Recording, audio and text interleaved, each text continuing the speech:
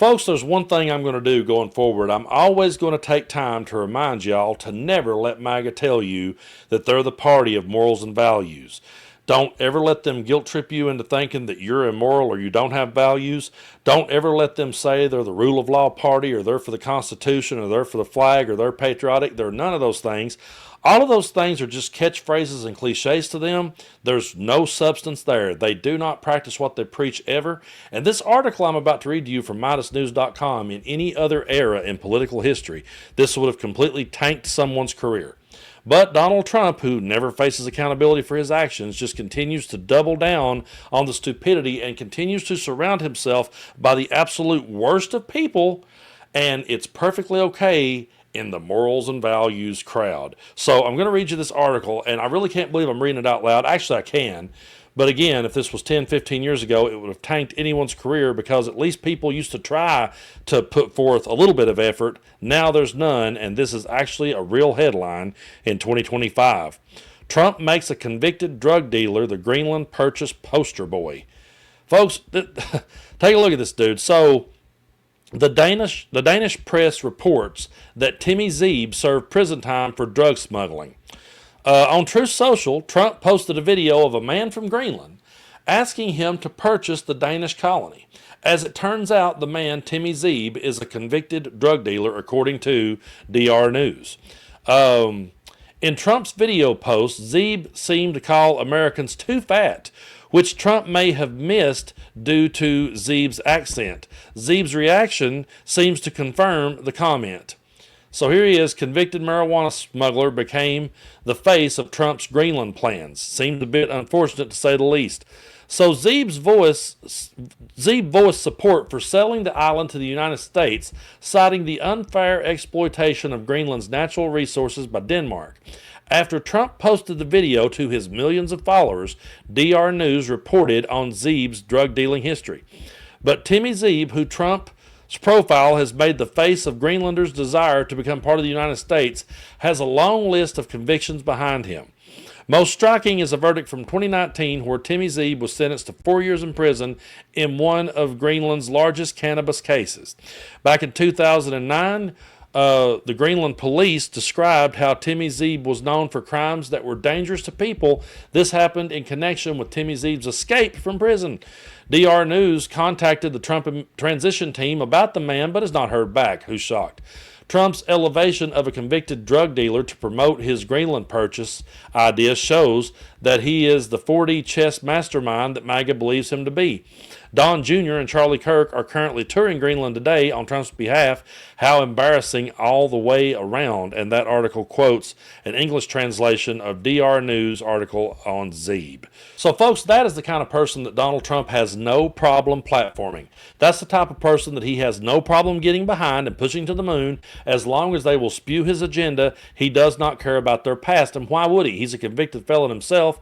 Why would he care if anyone was ever convicted of any charges? Again, whenever MAGA tells you that they're the rule of law party or they're about morals and values, just remember that if Charles Manson was alive today, he probably would be getting a spot in Trump's cabinet to protect American families. I would not be one bit shocked if that's not who Trump put in charge. It's absolutely ridiculous. And this whole idea of buying Greenland is one of the dumbest things that I've ever heard, considering that Greenland is a place, to my knowledge, that has public health care funded by the government. They have something we've always wanted, okay? So we can't afford that here. We can't afford that here, but we can buy a country that's got it. We got the money for that. Kids can't have school lunches.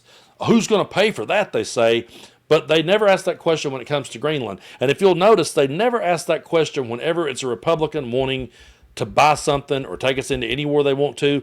They never practice what they preach. I can't count the times when I've been having debates with conservatives and I mention universal health care. Who's going to pay for it? If I mention free lunches in school, well, who's going to pay for it? If I mention free education, who's going to pay for it? It's always who's going to pay for it. But whatever war they decided to jump in, they never asked that question. They never said it back when the Iraq War was going on. I never heard one of them say, who's going to pay for this? They didn't care. And when you pointed out how many soldiers lost their lives, well, that's just part of war, Brando. Tough shit. They've always got to come back for everything. And now here Trump is saying he wants to buy Greenland, and we don't have the money for nothing else, and we're supposed to put America first. How many times have you heard him say, oh, if we just had all that money here, man? And I always say, you wouldn't let us use it if we did. You're the very people that stands in the way of us using that money when we do have it. But now you're okay with him buying Greenland.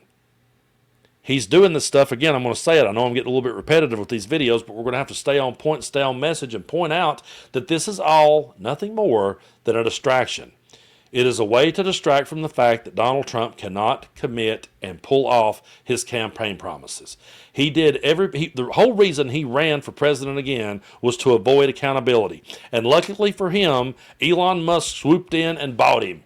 And he sold himself out to him, and he sold MAGA out to him. And now, when Elon sits back and has a field day and laughs and mocks MAGA to their faces, Donald Trump is nowhere to be found. And I will keep reminding him of this. It's because he no longer needs them.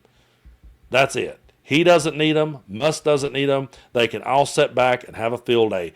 And what they'll do with this is they will find a way to distract everybody and look away. And here we are. Every day when I read the headlines, folks, if I'm being honest with you, I say to myself, is this reality? Are we on the movie Idiocracy? Are we there? It feels like we are. I used to say we're headed for it. No, I feel like we're on it. I feel like we're right in the middle of it. I feel we're at the part where the guy wakes up and looks around and he's there. And they're all drinking Brando. I mean, that's where we're headed. Now, you got RFK Jr. potentially going to be in Trump's cabinet over health. Yeah, I could so see one day us sitting around going, oh, you mean water, the toilets? That's where we're headed. And it might be funny if it wasn't so sad. But these are the type of people that Trump platforms. And these are the very people that have set and always they hold our feet to the fire on anything.